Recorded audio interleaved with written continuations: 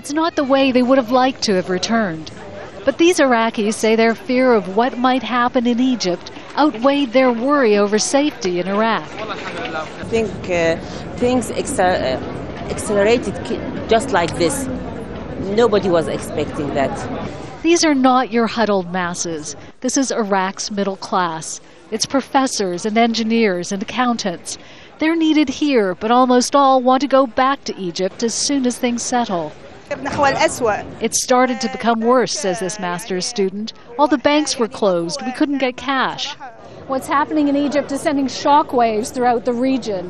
Hardly anyone here would ever have dreamed that what's happening would make Iraq seem stable by comparison. Uday Latif Daoud left in the height of the civil war and was worried about coming back here with his 3-month-old twins.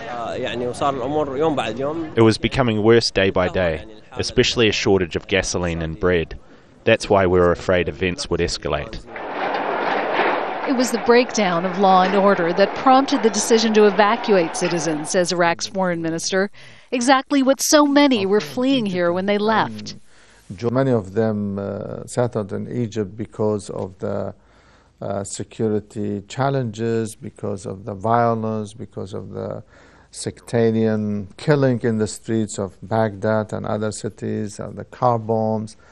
Now they are the ones who are seeking safety in their home country.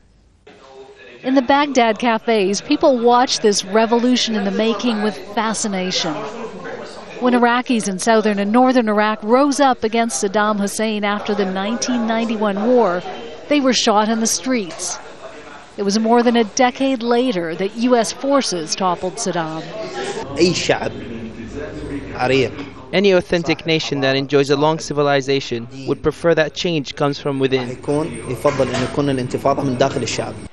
Egypt has seen a relatively peaceful uprising, they say, but it's not over yet.